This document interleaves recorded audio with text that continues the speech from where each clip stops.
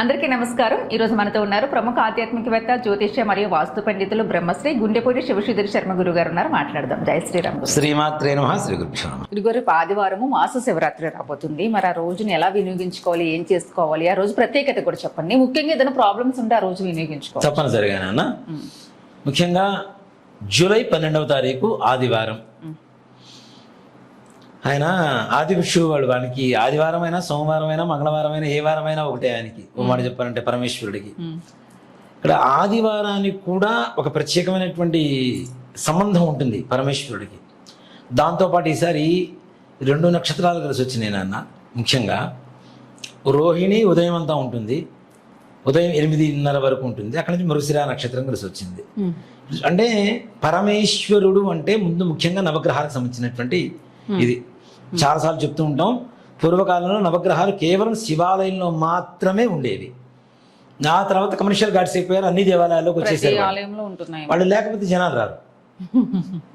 నవగ్రహాలని భయంగా దూరంగా పెడతారు, కానీ అసలు వచ్చేదే భయం కోసం, భక్తి కంటే కూడా ఎక్కువగా. అవి ఉంటేనే ఎక్కువ మంది జనాభా వస్తారు. ఇప్పుడు ఆ గుడి లేదు, ఈ గుడి లేదు, ప్రతి గుడిలో కూడా నవగ్రహాలు ఉంటున్నాయి. వెంకటేశ్వర స్వామి గుడిలో కూడా చివరికి ఓ మాట చెప్పాలంటే ఇక్కడ ప్రతి గ్రహం కూడాను ఎవరి ఆధీనంలో ఉంటాయి అంటే సాక్షాత్ పరమేశ్వరుల ఆధీనంలోనే ఉంటాయి. అంతేకాకుండా ఆయనకి సంబంధించినటువంటి ఆంజనేయ స్వామి వారు రుద్రాంశ సంభూతుడు. ఆంజనేయ స్వామి వారు ఆంజనేయ సహస్రంలో కావచ్చు, ఈశ్వర సహస్రంలో కావచ్చు, చూసుకుంటే మనకి సూర్యాయ నమః, చంద్రాయ నమః, కుజాయ నమః, సౌమ్యాయ నమః, గురవే నమః, కావ్యాయ నమః, శనీశ్వరాయ నమః, రాహవే నమః, కేతవే నమః, ఈ నామాలు మొత్తం ఉంటాయి.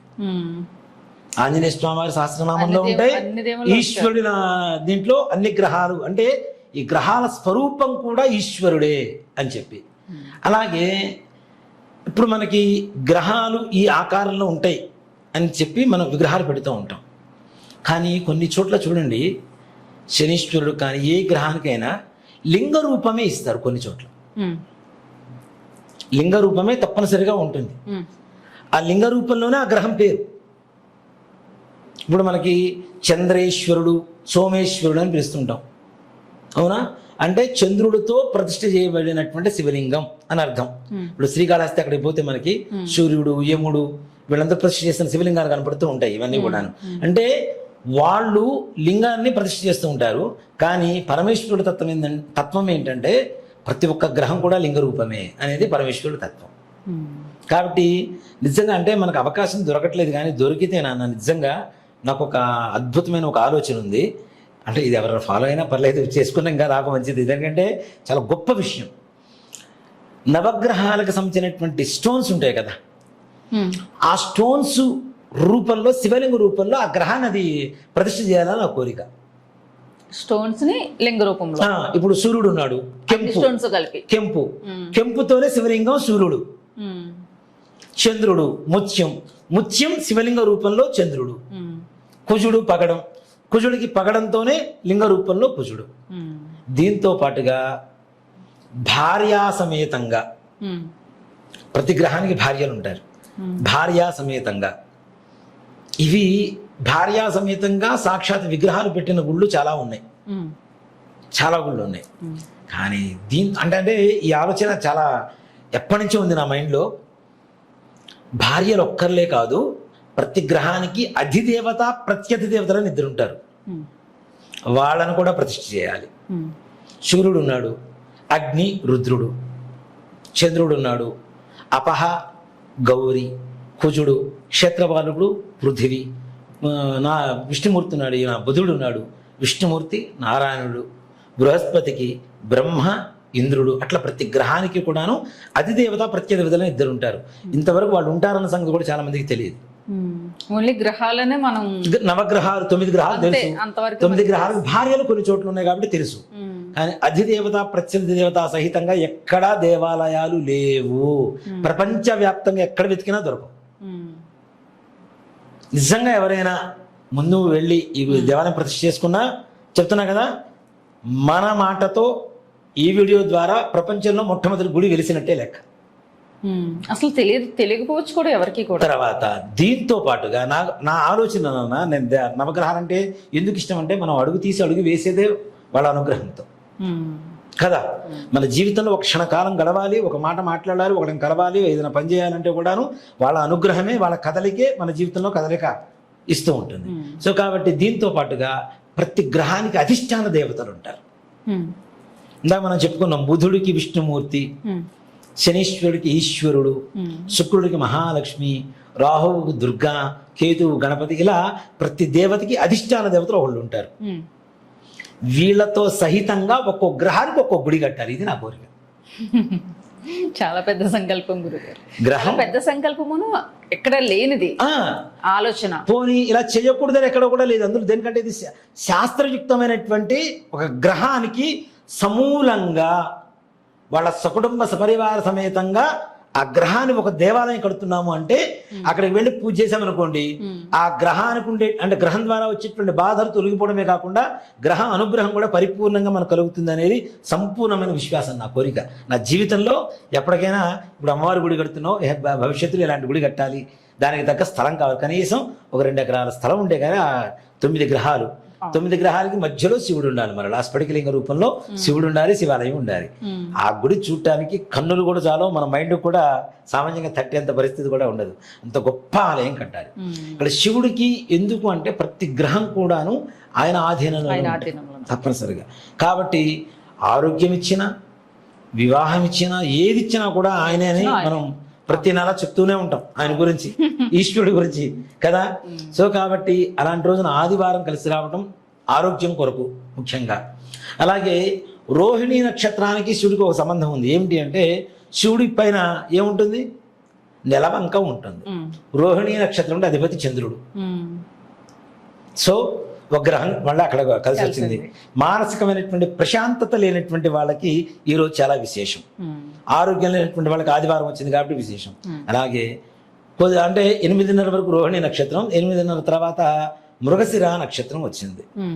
అప్పుల బాధలు, రుణ బాధలు, ఇల్లు కట్టుకోవటాలు, పెళ్లి కాపోవటాలు, ఇట్లాంటివన్నీ కూడాను సమస్యలు తీరడానికి మృగశిర నక్షత్రాధిపతి కుజుడు కలిసి వస్తున్నాడు.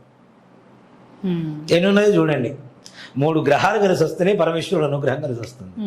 ఇంత గొప్ప రోజున జ్యేష్ఠ మాసం, మనం ఇందాక కూడా చెప్పుకున్నాం. జ్యేష్ఠ మాసం అంటే బుధుడు, రవి, చంద్ర, కుజ, బుధ గ్రహాలు, 4 గ్రహాల అనుగ్రహం ఏకకాలంలో మనకి తప్పనిసరి కలుగుతుంది. అందులో మహాశివరాత్రి రోజున, జ్యేష్ఠ మాసంలో వచ్చేటువంటి మహాశివరాత్రి జూలై 12వ తారీఖున.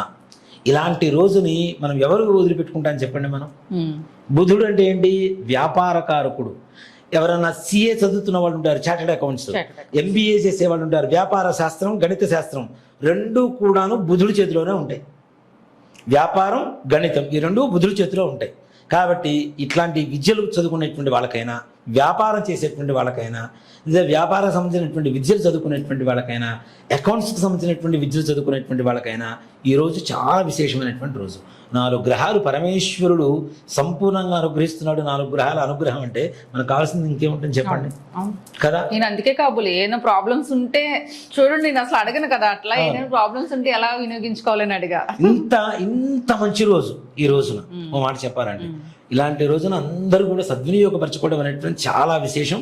జ్యేష్ఠ మాసంలో ఆదివారానికి, మాఘమాసంలో ఆదివారానికి ఎంత విశేషత ఉంటుందో, జ్యేష్ఠ మాసంలో బుధుడు అధిపతిగా ఉన్నటువంటి ఆదివారానికి కూడా అంతే విశిష్టత ఉంటుంది. కాబట్టి ఈ రోజున ఎవ్వరు కూడా మిస్ చేసుకోకండి. ఎవరు ఏ రకమైనటువంటి సంకల్పంతో, ఇప్పుడు మనం చెప్పుకున్నటువంటి సమస్యల కోసం ఏ సంకల్పంతో అయితే పరమేశ్వరుని ప్రార్థిస్తారో వాళ్ళకి పరమేశ్వరుడి పరిపూర్ణమైనటువంటి అనుగ్రహ కృపాకటాక్ష వీక్షణలతో సకలైశ్వర్య ప్రాప్తి, అనుకున్న సంకల్ప సిద్ధి ఎటువంటి పరిస్థితుల్లో నెరవేరి తీరుతుంది. దాంట్లో ఏమాత్రం కూడా సందేహం లేదు. వృద్ధుల్ని లేవండి, చక్కగా శివనామస్మరణకి స్నానంతో కూడా సంబంధం లేదు నాన్న. ఆయన దక్షిణామూర్తి, మేధస్సునిచ్చేటువంటి వాడు. మొత్తం పరమాత్మ ప్రపంచం మొత్తం నిండి నిమిడీకృతమైనటువంటి దేవుడు ఎవరు అంటే పరమేశ్వరుడే. దాంట్లో అనుమానం ఏం లేదు. అలా చెప్పి విష్ణుమూర్తిని నేనేం ద్వేషించట్లేదు. ఇద్దరు ఒకటే, ఏకైక శక్తే శివుడు, విష్ణుమూర్తి, ఇద్దరు కలిసిన శక్తే.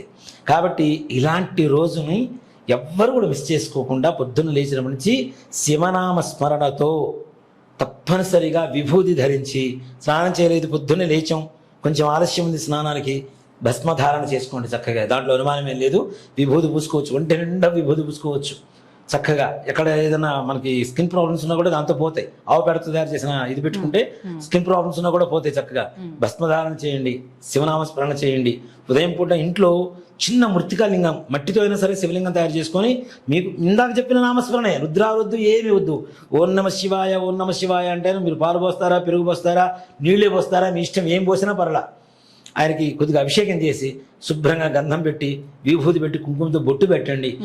కొన్ని మారేడు దళాలు తీసుకొచ్చుకొని బిల్వాష్టకం చదువుకొని, చదవటం రాదు మాకు, వినండి. అది కూడా లేదు, ఓం నమ శివాయ అనేటువంటి నామస్మరణతోనే చక్కగా బిల్వాలు సమర్పించండి. ప్రదోష కాలంలో తప్పనిసరిగా శివాలయ దర్శనం చేసుకోండి. మహాశివరాత్రి రోజున ప్రదోష కాలంలో చేసేటువంటి పూజ సంపూర్ణంగా మానవ జీవితాన్ని మార్చేస్తుందని చెప్పుకోవచ్చు.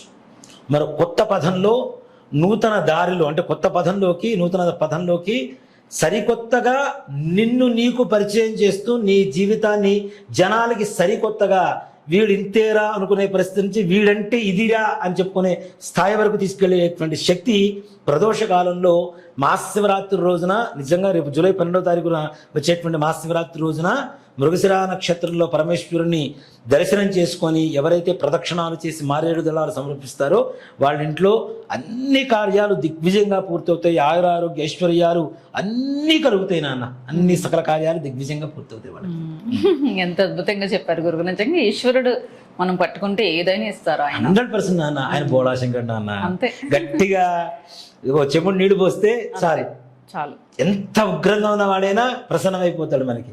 అంత గొప్పవాడు కాబట్టి ఆయన మహాశివరాత్రి రోజు ఈ విధంగా సద్వినియోగపరచుకోండి.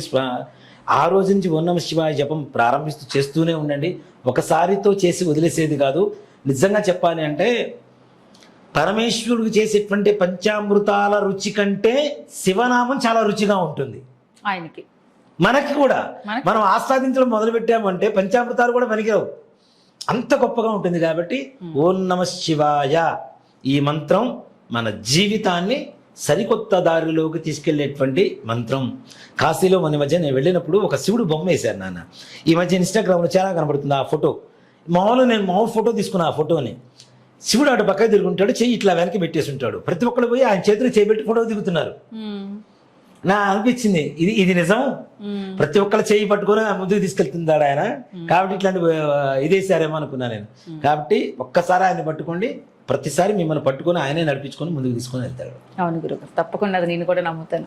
జై శ్రీరామ్. జై శ్రీరామ్. శ్రీమాత్రే నమః. శ్రీ గురుభ్యో నమః.